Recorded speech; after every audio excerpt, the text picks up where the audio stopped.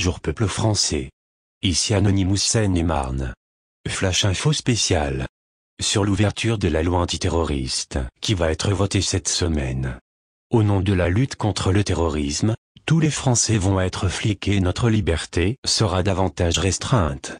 C'est un débat important, qui s'ouvre avec cette équation entre lutte contre le terrorisme et liberté des individus. L'Assemblée nationale a voté jeudi matin le projet de loi lutte contre le terrorisme, porté par Bernard Cazeneuve sous l'impulsion de Manuel Valls.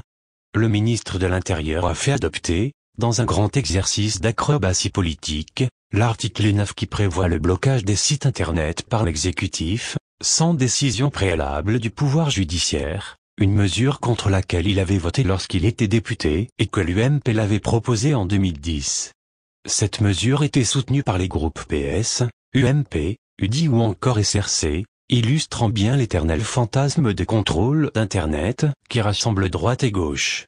Finalement, le seul effet concret de cet article 9 sera la création par le ministère de l'Intérieur d'une liste noire des sites web terroristes. Une liste qui fuitera, à l'ère de Wikileaks et d'Edward Snowden, ce n'est qu'une question de temps. Et l'État aura constitué les marque-pages du parfait petit terroriste.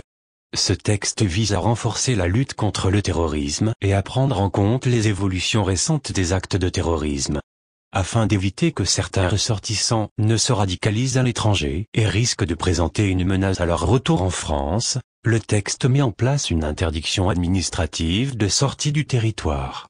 Cette interdiction, de 6 mois maximum et renouvelable aussi longtemps que les conditions seront réunies, pourra être décidée par le ministre de l'Intérieur et contestée a posteriori devant la justice. Un amendement du gouvernement permet l'invalidation du passeport et de la carte nationale d'identité de la personne concernée dès le prononcé de l'interdiction de sortie du territoire. Ce que ça va vraiment changer. Un certain flou juridique entoure les outils à la disposition des services de renseignement. Aujourd'hui, ces derniers peuvent obtenir des écoutes administratives, dites interceptions de sécurité, des données techniques, comme les fameuses facturations détaillées de téléphonie mobile, les fadettes, et consulter certains fichiers. C'est à peu près tout, du moins s'ils veulent rester dans les clous de la loi de 1991, pierre angulaire de l'actuel dispositif. En pratique, les espions français reconnaissent qu'ils vont un peu plus loin, pose de micro ou de caméra de surveillance par exemple, selon la règle du pas vu, pas pris.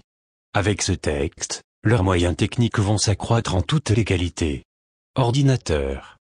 Les services vont pouvoir introduire des logiciels espions dans les ordinateurs de leur cible. Une technique qui permet d'analyser le contenu d'un disque dur, de repérer un texte à partir de la frappe sur le clavier et même de capter à distance les informations apparaissant à l'écran. 3.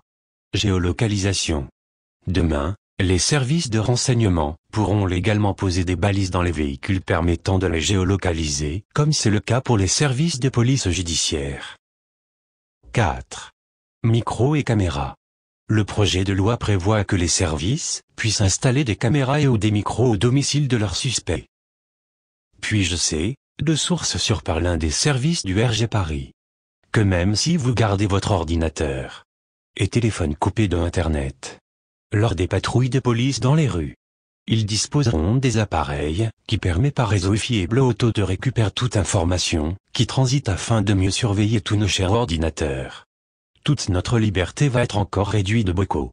Internet ne sera plus comme aujourd'hui. Tout ce que nous ferons sera désormais surveillé même si l'on dispose de connexions sécurisées, de VPN, IP2P.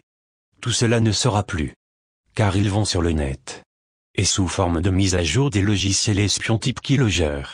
Faites attention, notre liberté est engagée, peuple du monde libre.